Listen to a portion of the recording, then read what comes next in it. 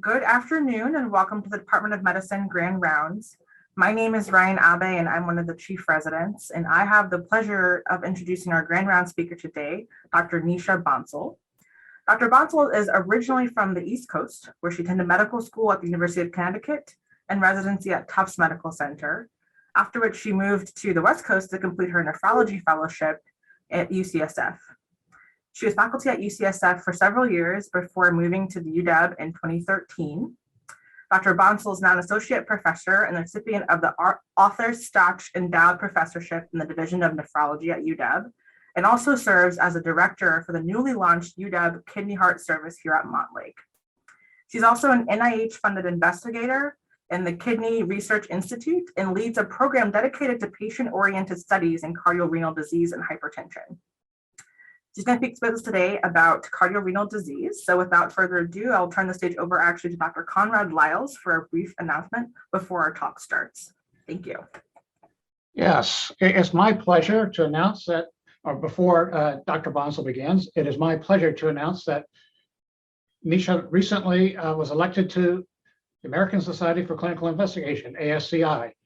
And the Department of Medicine is very proud of Nisha for receiving this honor. And it's a very prestigious recognition and achievement in a physician scientist career. So as many people might know, ASCI is really for individuals, physicians, to recognize physician scientists before the age of 50 who have made impactful contributions to biomedical research. So congratulations, Nisha. I'll let you begin. Wow, thank you so much for such a wonderful introduction, Ryan and Conrad. So I'll go ahead and share my screen. All right, are you guys seeing the right view? I think so. Looks great. Excellent, thank you. Well, thank you so much for inviting me to speak today. It's an incredible honor to speak to this audience. So I'm going to be taking a little bit of a different spin on cardiorenal disease and talking about what I've termed kidney conundrums in patients with heart failure. And so here are my disclosures. So let's start with the patient case. So we have a 64-year-old man with chronic kidney disease from polycystic kidney disease. His eGFR is estimated at 37 mLs per minute. He has minimal proteinuria and he presents with new dyspnea on exertion and lower extremity edema. The first question I'm going to pose to you is, well, what is the likelihood that this patient has heart failure? Or is his presentation all related to his chronic kidney disease? The next question is, he subsequently gets admitted to UW for evaluation of his dyspnea on exertion and possible heart failure. His brain natriuretic peptide comes back as 1,354. Does this help you in the diagnosis of his heart failure, or are elevations in his BNP simply due to his reduced kidney function? Finally, he's admitted. He begins appropriate diuresis with Lasix 80 milligrams IV BID. His weight decreases, but unfortunately, he develops some AKI. The last question I'm going to ask, well, should we stop his diuretics given his AKI? So this is a fairly common clinical situation. And so in the next 40 minutes or so, I hope to help answer a lot of these questions for us. So today I'll talk about the epidemiology of heart failure in patients with kidney disease, then talk about the interpretation of cardiac biomarkers in this patient population. Next, talked about acute kidney injury and diuretic management in patients hospitalized with heart failure. And finally, end with telling you about this newly launched service that we have here at Montlake, the Kidney Heart Service. So to start, the epidemiology of heart failure in patients with kidney disease. So kidney disease is a major public health issue, and we define kidney disease as evidence of kidney damage, either with evidence of reduced glomerular filtration rate, presence of albuminuria, or hematuria. And this damage can reflect injury or damage anywhere in the kidney, including the glomerulus, the tubules, the interstitium, or the vasculature. Unfortunately, 1 out of 8 adults in the United States has chronic kidney disease. The major causes are diabetes and hypertension, and chronic kidney disease is defined as kidney damage that persists for greater than 3 months to distinguish it from acute kidney injury, which is temporary. It's well recognized that patients with CKD have poor clinical outcomes.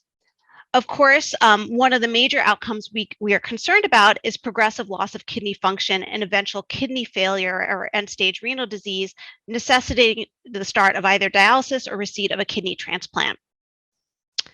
However, data has shown that, in fact, patients with CKD are more likely to die from cardiovascular causes than to progress to end-stage kidney disease, which makes understanding the interaction between the kidneys and the heart very important in this patient population. And so we've done some work to really try to untangle what type of heart disease is affecting patients with kidney disease. In this analysis, we looked at 18,000 participants with and without chronic kidney disease. Those without CKD are represented by the black bars, and those with CKD by the light gray bars. And here we have the unadjusted incidence rates of heart failure, coronary heart disease, and stroke. And so the first thing that probably stands out to you is that the height of these light gray bars are really high compared with the black bars. And it just demonstrates how much higher the risk of all these events are in patients with CKD compared to those without CKD. And then if you compare the height of the bars between CKD and non-CKD patients, what also stands out is that really the excess risk of cardiovascular disease in patients with CKD is explained by both heart failure and coronary heart disease. And specifically for heart failure, patients with CKD have a threefold higher risk of developing heart failure compared to those without CKD. And so that's why study of heart failure in addition to coronary heart disease is very important. And so why is this so common in patients with CKD? So it's complicated. There's a bidirectional relationship between CKD and heart failure. And I think of three large buckets of mechanisms that possibly explain these interactions. The first are hemodynamic mechanisms. So in the setting of either heart failure or CKD, you have fluid overload, retention of sodium and water, and this leads to many downstream effects, including cardiac congestion, but also very importantly, renal congestion. And you get renal venous congestion leading to renal venous hypertension. You can also have evidence of organ hypoperfusion if you have poor cardiac output, and this can lead to vasoconstriction of end organs. The other mechanisms that are equally important are neurohormonal mechanisms. In particular, we know that the RAS system is hyperactivated, as is the sympathetic nervous system. And finally, there's a third category, which is a little bit of a mixed bag of different mechanisms, which include inflammation, oxidative stress, malnutrition. Bone mineral disorders are very important in patients with CKD. We know that alterations in calcium, phosphorus, and PTH balance are directly associated with cardiovascular disease. Acid-base metabolism and anemia are also important mechanisms to consider. And once patients with CKD develop heart failure, they have poor clinical outcomes. And these can include heart failure hospitalizations, progressive loss of kidney function, and death either from arrhythmias or directly from heart failure. And so we've done some work to quantify the rates of heart failure hospitalizations in patients with CKD. And to do this work, we looked at almost 4,000 patients with chronic kidney disease from across the country. We first quantified the number of hospitalizations they were having in 1 year. And we were quite surprised to find that some patients were having as many as 17 hospitalizations for heart failure in a single year. When we looked at the crude rate overall, it was 5.8 per 100 person years. And to give you context, this is about 10-fold higher than that seen with non-CKD patients. And we found that 1 out of 4 patients who was admitted was readmitted within 30 days with heart failure again. And when we looked across levels of eGFR and urine ACR, we found that there was a very strong graded association between lower eGFR and higher urine ACR with risk of heart failure hospitalizations and rehospitalizations. We then looked to see what the outcomes were following these hospitalizations for heart failure. And so this is looking at the number of heart failure hospitalizations per year, 0, 1, or 2 or greater. And we first modeled the association of number of heart failure events with the decline in eGFR by 50% or progression to end-stage kidney disease. And in doing so, we adjusted for many potential confounders, including demographics, other comorbidities, and medication use. And even with these adjustments, we found that a CKD patient who had one or more heart failure hospitalization in a year had twofold greater risk of progressive loss of kidney function, which was significant. Similarly, we looked at all-cause mortality and again found a patient with CKD who had 1, 2, or greater number of hospitalizations for heart failure in a single year had 2 to 3-fold increased risk of dying.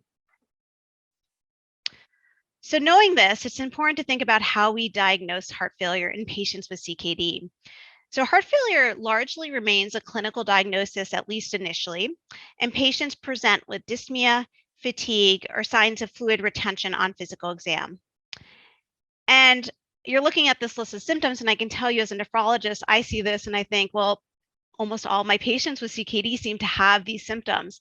And so I agree. Sometimes it can be very difficult to diagnose heart failure, specifically in patients with CKD, given the overlapping symptoms. However, I don't think we should be ignoring symptoms in this population. That's not the right approach.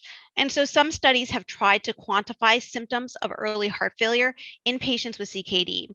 And so this particular group looked at a score called the Kansas City Cardiomyopathy Score, which is a 23-item score of symptoms and quality of life suggestive of early heart failure.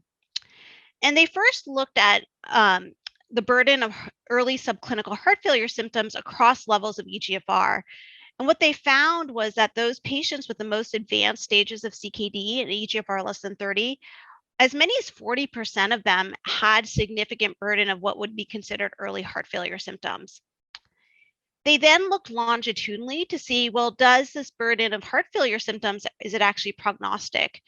And here we have the adjusted hazard ratio for incident heart failure across quartiles of symptom burden. And this last bar represents the highest symptom burden. And what we see here is that CKD patients who had the highest burden of early heart failure symptoms had 3-fold increased risk of developing incident heart failure within 1 year. And so to summarize what we've discussed so far in terms of the epidemiology of heart failure in patients with CKD, I've shown you data that heart failure is very common in patients with CKD due to hemodynamic, neurohormonal, and other mechanisms. We know that the development of heart failure in this particular patient population is associated with very poor clinical outcomes, including progressive loss of kidney function and death.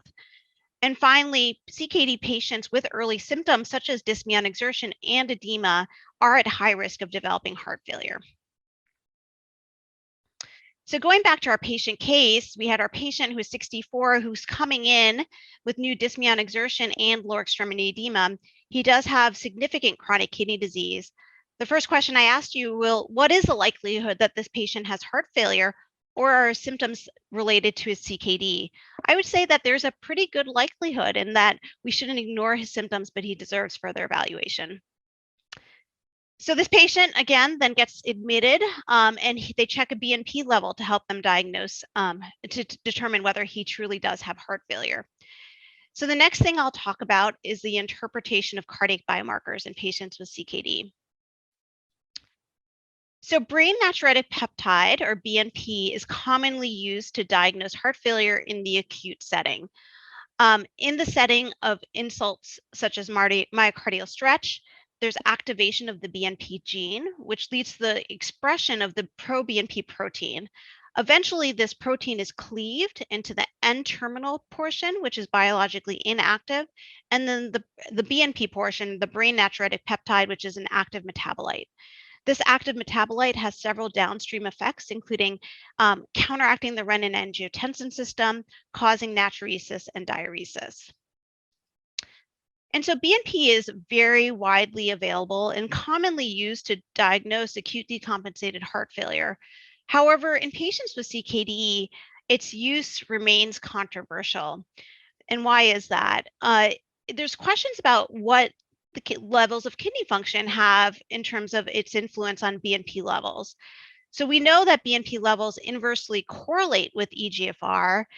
And is this correlation, are the higher levels we're seeing simply due to impaired kidney clearance and accumulation of the protein, or does it represent true cardiac pathology? And so studies have looked at this, and this is one study in which they took 165 subjects and who are undergoing renal arteriography, and they actually compared levels of BNP and NT-proBNP in the renal vein and the renal artery to calculate the fractional excretion of both of these proteins. And the data from the study are presented here. And so this top figure represents the fractional excretion of BNP, and the bottom is the fractional excretion of NT-proBNP along the y-axis. The x-axis is GFR. So the first thing you'll notice is that the slope of these lines look fairly similar in the top and the bottom panel, suggesting that the fractional excretion of BNP and NT-proBNP have similar correlations with eGFR. And then if you look at the actual fractional excretion of BNP, what we see is that it's overall fairly modest, and it's somewhere between 0.21 to 0.25. And so from these data, I would say that elevations in BNP are explained only in part by reduced kidney clearance, but not entirely. And so we've done some work in this area as well to understand, well, are circulating levels of BNP and NT-proBNP actually prognostic when you account for kidney function? And so this is a study where we took several thousand patients who had chronic kidney disease with no known heart failure, who were ambulatory patients seen in the outpatient clinic setting, and we measured BNP on these patients at baseline. And then we followed them longitudinally to see which ones developed heart failure. And what we see here is this lowest, the black line represents those with the lowest levels, NT-proBNP, and the purple, the highest levels. What we see is a very strong graded association between higher NT-proBNP and a greater cumulative incidence of heart failure over time. And even when we adjust and account for levels of kidney function and other factors, these associations remain very strong. And so what about the acute setting? So that data was in the ambulatory setting. And so this study asked the question, well, can BNP be used in the acute setting to guide management in patients with chronic kidney disease? And so for this study, they looked at almost 600 patients who were presenting to the emergency department with dyspnea. And here we have what's called an ROC curve, which is comparing the sensitivity and the specificity of BNP to identify patients with heart failure. And so they stratified their patients by those with CKD and without CKD at presentation. The closer this line gets to the top to 1, the better the performance of the biomarker. And so what we see here is that those without CKD, which is this top line, the BNP performs a little bit better compared to those with CKD, which is this bottom line. However, if you look at the discriminatory ability or the AUC, they're actually both quite strong, an AUC of 0.95 and an AUC of 0.88. So they thought that there was similar sensitivity and specificity to predict heart failure using BNP in those with and without CKD. The same group looked a little bit more closely at cutoffs. And so in the same 600 patients, they looked to see, well, what cutoff achieves the greatest sensitivity and specificity? So in the patients without CKD, they found it was a BNP cutoff of greater than 450. They then looked at those patients with chronic kidney disease and found that the NT-proBNP cutoff was about 3-fold higher at 1200 to achieve a fairly similar sensitivity and specificity.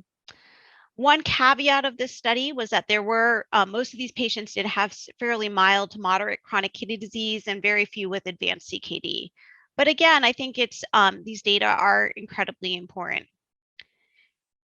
However, given that most of the studies have focused on mild to moderate chronic kidney disease, we've been interested in extending this work to a more representative population of patients with CKD with a wide range of kidney function. And so we set out to ask the question, well, what are normal levels of BNP? What thresholds should we be using in this population? So we took an ambulatory healthy CKD population that had no history of any cardiovascular disease. And we first looked at the distribution of NT-proBNP by level of eGFR. And so this is a density plot. And so what we're looking at is the distribution of NT-proBNP across these levels of eGFR. And so the purple here represents those with the lowest eGFR of less than 30, and the yellow with the highest eGFR. And you do see that lower GFR, the patients with lower GFR have this wider spread, especially this right tail of higher NT-proBNP levels compared to those with more preserved eGFR. We then asked the question, well, let's take the conventional upper left reference limits for this biomarker NT-proBNP that's used for this particular assay, which is 125, and apply it to this sort of healthy ambulatory CKD population to see how many of them would be ruling in for active heart failure, even though that's not actually what's happening in these patients.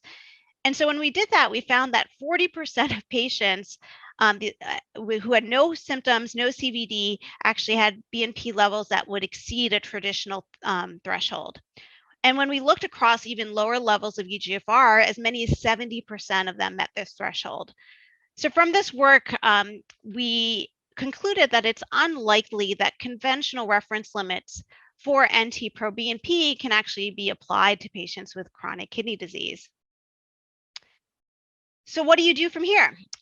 So we decided that we should try to investigate whether we can come up with better thresholds for NT-proBNP, since it's so widely available and clinically used and could help in decision making.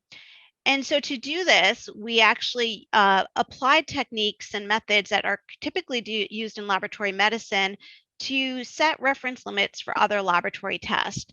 And so what you do is you take a healthy population of the population of interest, and you look at the extreme values to set the thresholds. And so we looked at the top 5% in terms of the extreme values as well as the top 1%.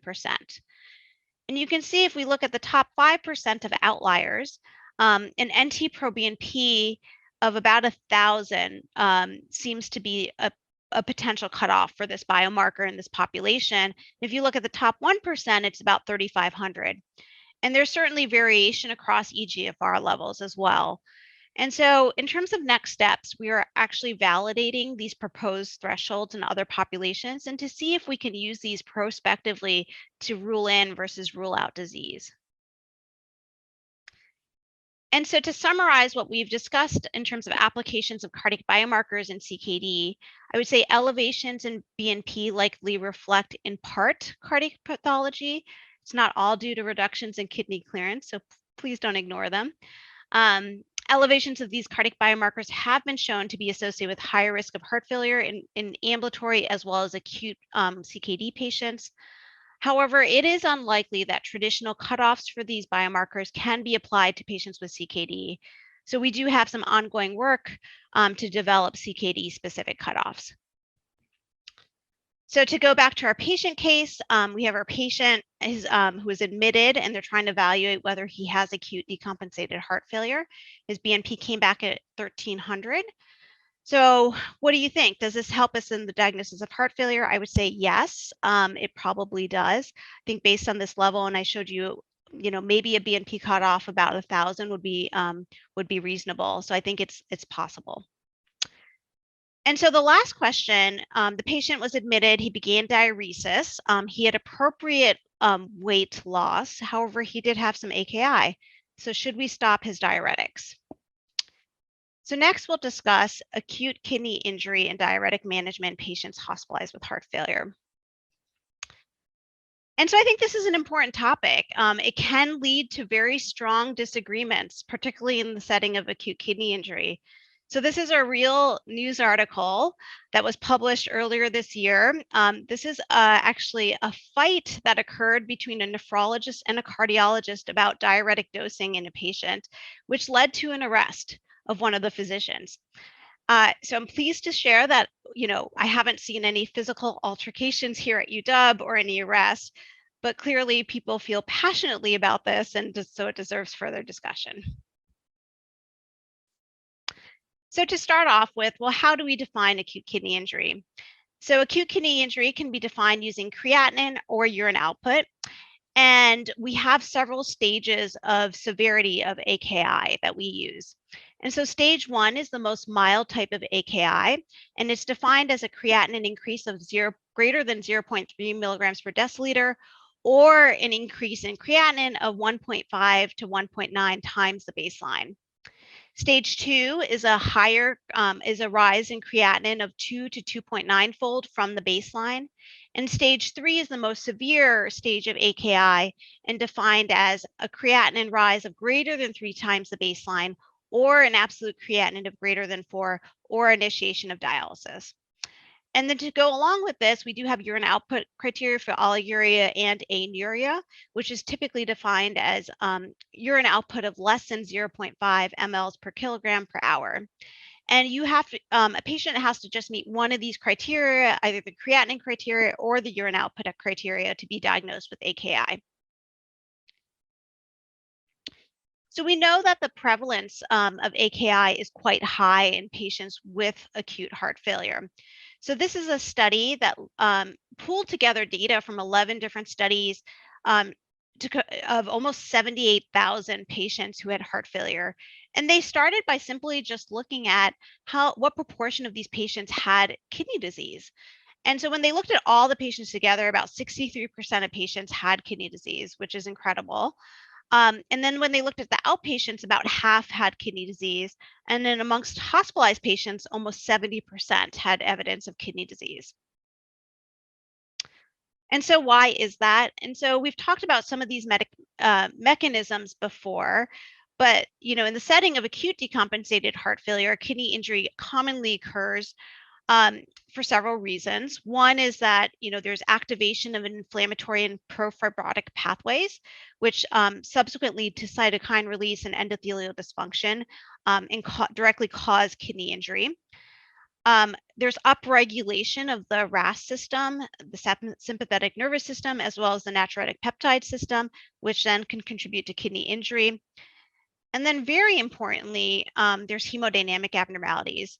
We know that low cardiac output actually leads to kidney hypoperfusion, but in fact, the predominant mechanism driving AKI in patients with acute decompensated heart failure is this high central venous pressure.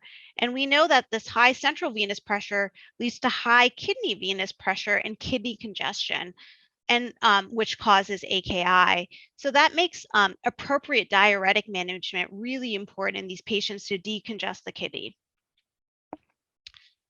And so in patients who develop AKI in the hospital, who have heart failure, AKI is associated with poor outcomes. We see higher rates of mortality, both in and out of the hospital, higher rates of CKD, development of CKD and eventual progression to end-stage kidney disease, more diuretic resistance, which leads to a longer length of stay, high rates of readmission compared to those without AKI. And then in the short term, during the hospitalization, kidney function is incredibly important. It affects the initiation, the dosing, as well as the discontinuation of standard of care therapies such as RAS inhibitors, MRAs, and diuretics. Kidney function can also affect the efficacy and safety of these medications. And so for that reason, using the right approach to measure kidney function is incredibly important. And I showed you the criteria we use for AKI, which is based on serum creatinine and urine output. Is this the right approach that we should be using in patients with acute decompensated heart failure? And should we be using standard definitions for AKI in this population? So I think most nephrologists would argue that AKI is a very heterogeneous disease, and a one-size-fits-all approach is probably not appropriate. And I think particularly in the heart failure population, there are some limitations of serum creatinine that we need to consider when thinking about how best to measure AKI. One is that I've shown you that heart failure and AKI pathology is complex and not one-dimensional. Creatinine represents changes in filtration, and so that might not be capturing the full breadth of injury that's happening. Creatinine reflects steady state GFR, and we know that in patients that are coming with these hemodynamic changes that they're often not in steady state. We know that creatinine rises late in the trajectory of AKI and lags with progression of injury or repair. And then creatinine is produced by muscle. So if patients are malnourished, this could affect their generation of creatinine, which may make it a less reliable biomarker to detect AKI. And studies have looked to see whether improvements or changes in creatinine are actually prognostic. And so this is data from the DOSE acute heart failure trial, where they looked at the delta of serum creatinine over hospitalizations and associations with mortality. And on the left here, we see improving creatinine, and on the right here, we see worsening creatinine. And you see this U-shaped, meaning that both creatinine that's improving as well as worsening is associated with higher risk of mortality. So if the direction of change doesn't matter in terms of prognosis, is it a useful biomarker? Potentially not. So I would argue that we should think about alternatives. So the current guidelines do not recommend serial measures of serum creatinine, only one actually when patients come into the hospital. And I think it's because of a lot of this data that shows that serial changes in creatinine are often unhelpful in determining what's actually going on with the patient. But as a nephrologist, I have a lot of discomfort in simply ignoring the kidney function and not measuring it. I don't think that's the right approach. I think we need alternatives to creatinine to better reflect heart failure physiology and what's going on in the kidney and to appropriately guide therapies. And so what are some alternatives? And so there's been a whole panel of what's been called urine kidney injury markers that have been proposed as alternatives. And these are proteins that are expressed in the urine, so closer to the injury. And so if you think about the trajectory of AKI, you start with a normal kidney with the normal epithelial cells lining the tubules. There is ischemia, which leads to damage, eventual cell death with necrosis and apoptosis. Currently, when we look at changes in creatinine, we look at CAST, it's really in these late stages of AKI. What we want to do is capture injury at these early stages so we can detect it early and act appropriately. And so there's been a whole host of urine kidney injury markers that have been evaluated in other AKI settings that are thought to be released or expressed earlier in the injury trajectory that could be useful here. And so some studies have looked at these injury markers in relationship to congestion and decongestion. And so this particular study asks the question, well, in hypervolemic patients, does decongestion improve kidney function? And so to do this study, they took 30 patients who had chronic heart failure who were started off as euvolemic. And what they did is that they then withdrew their diuretics to make them hypervolemic, and then resumed their diuretics to get them back to euvolemia. And they were looking at the effects of withdrawal and reinitiation of diuretics on serum creatinine, as well as these urine kidney injury biomarkers. And so their findings were the following. So they first looked at the changes in creatinine. So here we have the patients at baseline. They then withdraw their diuretics to make them hypervolemic, and you see the creatinine is not changing much. They then reinstate the diuretics here, and then, and again, very little change in their serum creatinine. In contrast, they looked at some of these urine kidney injury biomarkers, namely two, KIM1 and NAG. And what they saw was that when you withdrew diuretics in these patients, these urine kidney injury biomarkers actually got worse, suggesting AKI with the congestion. And then when they reintroduced the diuretics, these urine injury biomarkers actually improved, suggesting that the kidney was getting appropriately decongested. And so from this work, I think we could say that subclinical changes in volume status with diuretics are associated with appropriate increases and decreases of urine kidney injury markers, but not with serum creatinine, which basically didn't change. And I do think that diuretics favorably affect kidney function by decreasing congestion. So this study was pretty cool, but it was of only 30 patients. So other studies have also tried to look at this and have found conflicting results. This is a trial, the ROSE acute heart failure trial. which randomized 360 patients who had heart failure and kidney dysfunction on admission, and they're randomized to dopamine versus nasiratide versus placebo. The primary results of the trial were negative, but they did go through and measure a variety of kidney function markers in these patients as they were enrolled in this trial and getting diuresed.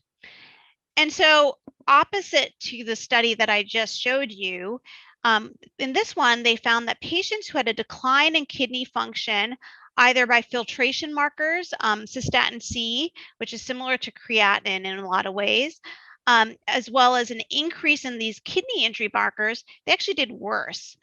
And so this is paradoxical to what we would expect based on the previous study.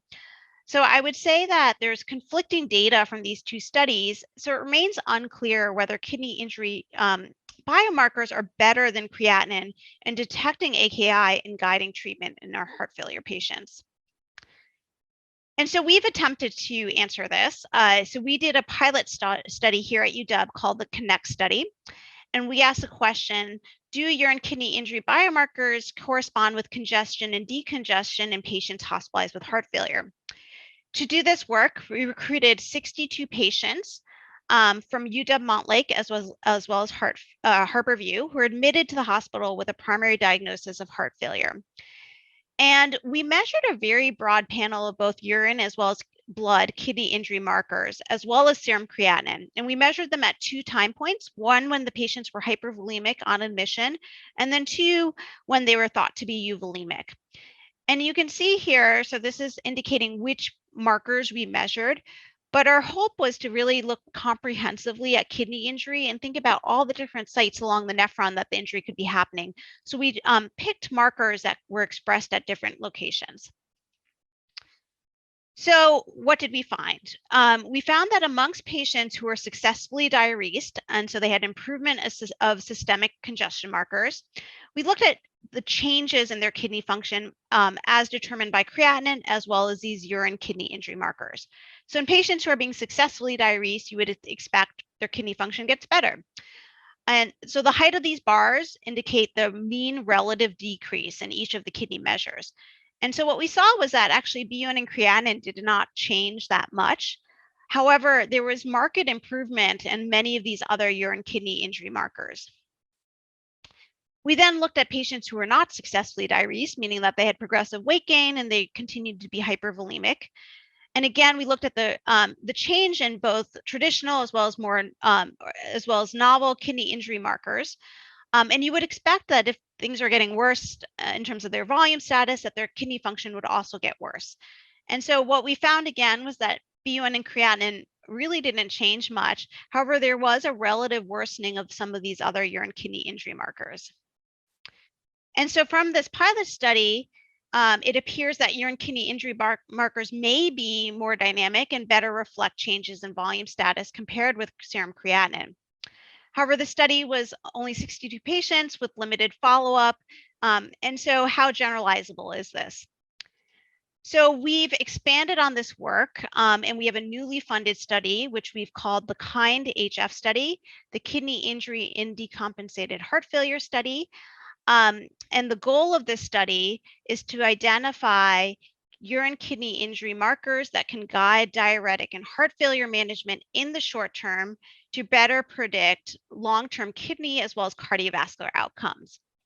So to do this study, we're recruiting 400 patients who are hospitalized at any UW hospital with heart failure. And this is UW Montlake, UW Northwest, as well as Harborview.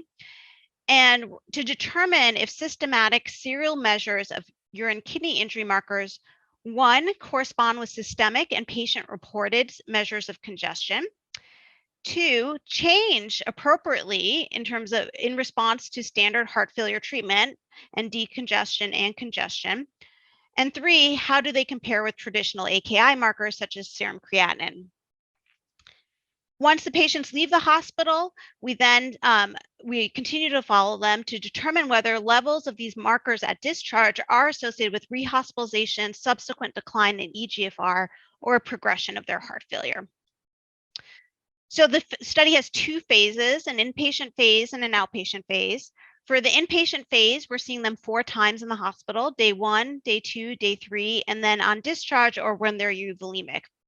As outpatients, we're seeing them at 3 months, 6 months, and 1 year post-discharge. And we're collecting lots of data, including traditional markers of kidney function. We're collecting biospecimens to measure urine kidney injury markers. We're looking at congestion in many ways, including scores of signs and symptoms, BNP, and weights. We're also doing quite a bit of imaging on these patients. We're doing research speckle tracking echocardiograms at 2 time points. And we've also introduced a new point of care ultrasound that's being done in patients in at least 2 time points. And this includes a lung ultrasound, as well as a more novel type of bedside ultrasound called the VEXIS, which is a Doppler ultrasound that measures congestion by looking at different vessels in the abdomen. I'm pleased to report that we were able to launch recruitment in September 2020. And in that time, even with some of the challenges we've had with COVID, we've recruited over 100 patients so far. We further expanded on this study by considering some of the bioethical issues that arise frequently in the care of patients who have concomitant heart failure and acute kidney injury. And so we recently got some funding to do a side project in which we aim to better understand the complex ethical challenges that exist in the care of patients who have both heart failure and AKI to really create a patient-centered approach to disease management.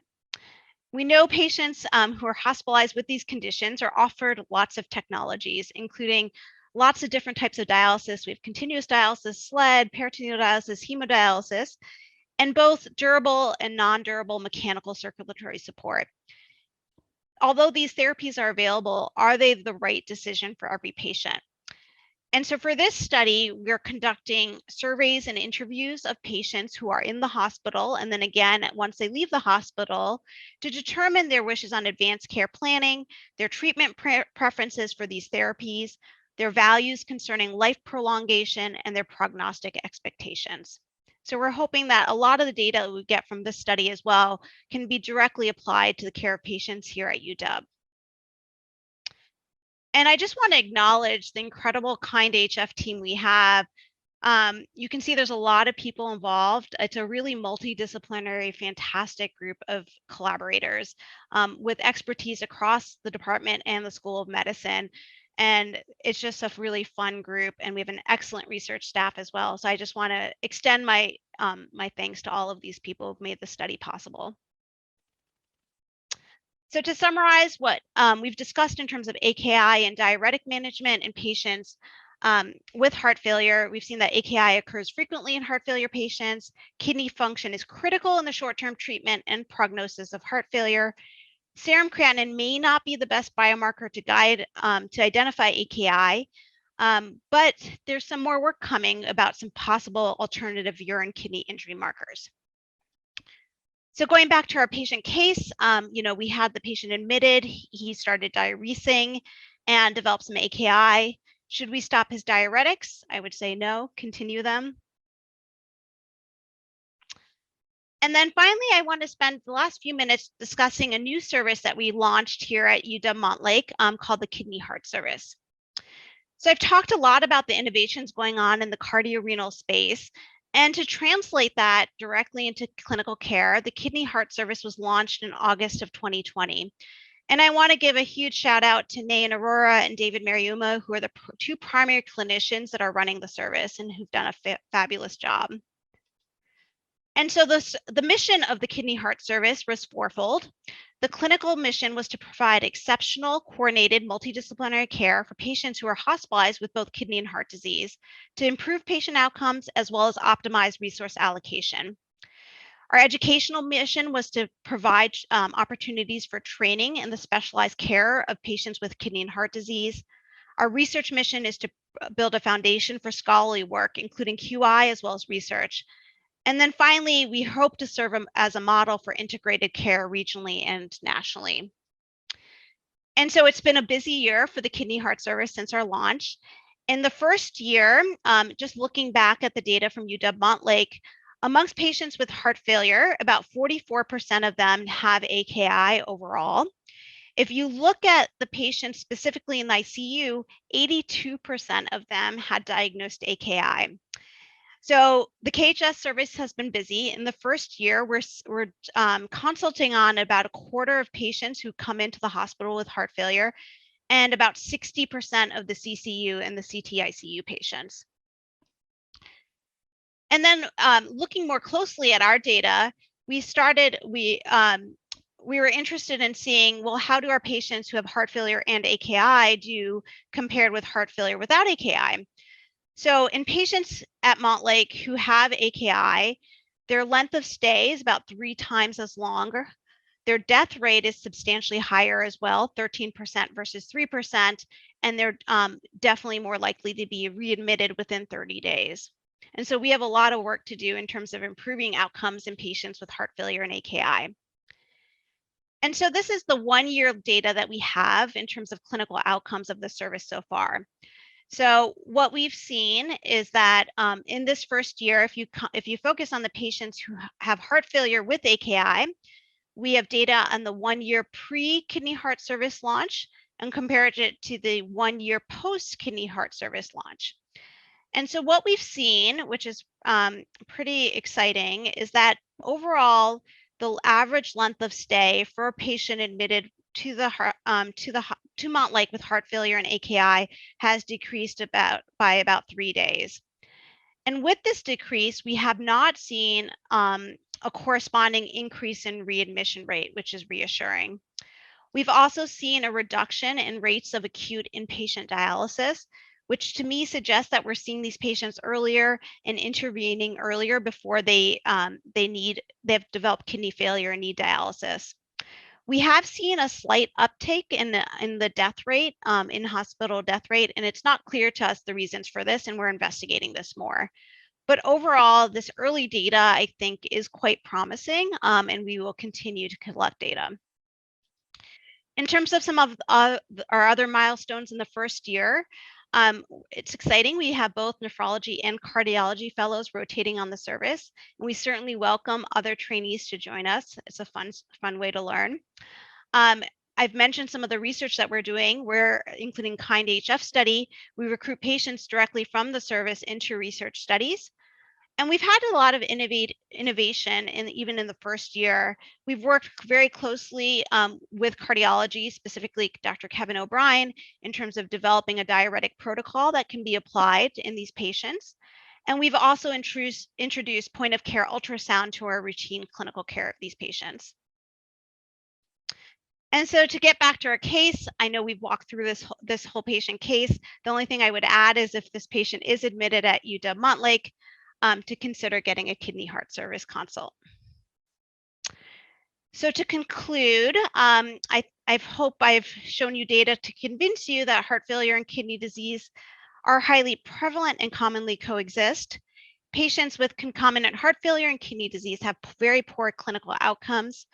Still a lot unknown, unfortunately, on how best to diagnose and treat patients with heart failure and kidney disease, both in and out of the hospital.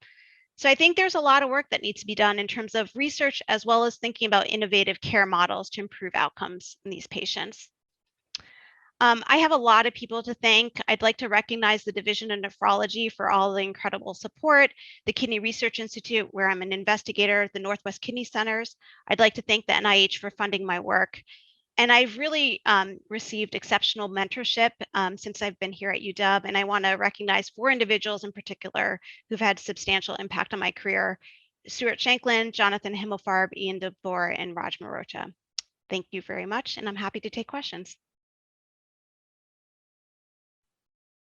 Amazing. Thank you so much, Dr. Bansal, for an excellent talk from both a teaching and a research perspective. That was excellent. Thank you. I want to open up the floor for any questions through the chat. We have a couple here already.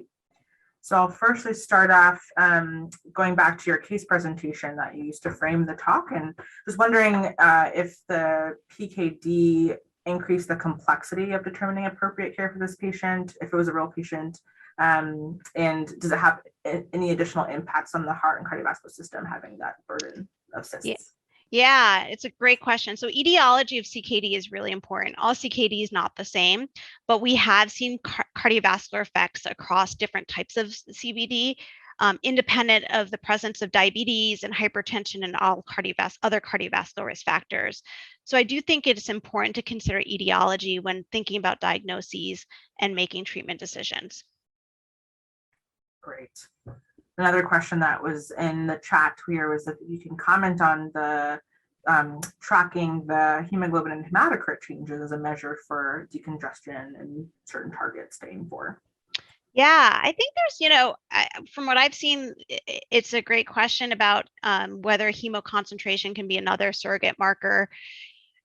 It certainly can be. I think we have a lot of surrogate markers of congestion and decongestion. What I'd like to do is move where we have way more objective data. I think volume stat is one of the most important things that we do as physicians, especially as internal medicine docs. And often we don't agree. We're in a room and everyone has different opinions about the volume status. So I would say thinking about all the available tools that are clinically available to us, as well as trying to move towards more objective measures, whether it's through POCUS or other tools that we can use and apply to non-invasively determine volume status would be a huge move forward in the field. Absolutely, absolutely. Another question that we had in the chat here was if your observations in your research hold true for patients who have right versus left heart disease. Yeah, it's a great question. So I've talked with some of our pulmonary hypertension specialists in terms of doing some of these studies in patients with right versus left heart failure. We are capturing in our KIND-HF study, which is the research study that I described, we are capturing both types of heart failure. But if they have pulmonary hypertension, I feel like the physiology would be a little bit different. So I think it would need a dedicated study. I certainly would like to do it. So if there's people that are interested in collaborating, let me know. Awesome. Thinking forward to the kidney heart service that's new and exciting this year, and also happened to launch in the middle of a pandemic.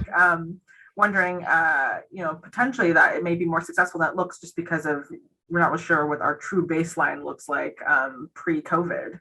Any comments on that? I know, and something I struggled with even deciding whether or not to present that data, because it is very confounded by COVID, and that's why the death rate, I'm struggling with how to interpret that. I think time will tell if the trends we're seeing are real and to get better data collection. It's a start, but I agree that it could be confounded by the pandemic. Yeah, definitely. And then the last question we have here so far in the chat is just thinking about the bioethics study as a spinoff of the KIND-HF study.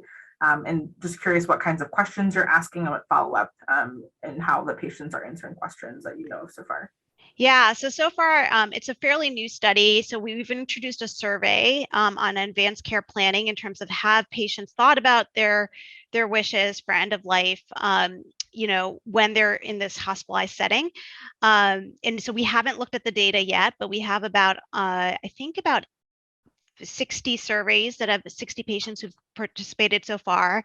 And in January, we're about to launch the next phase, which we'll be doing semi-structured interviews with patients, asking a lot of open-ended questions about their prognostic expectations, how they would balance treatment decisions in terms of quality of life versus longevity, which I think is something that we all struggle with in terms of how to approach all these innovations we can offer in medicine, but is it the right thing for every patient?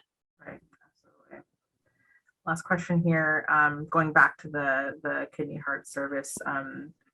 What aspects of the input that's been given to the consult service do you think have led to improved outcomes so far? So the nuance there of the different recommendations provided by a kidney heart service versus a traditional nephrology consult service.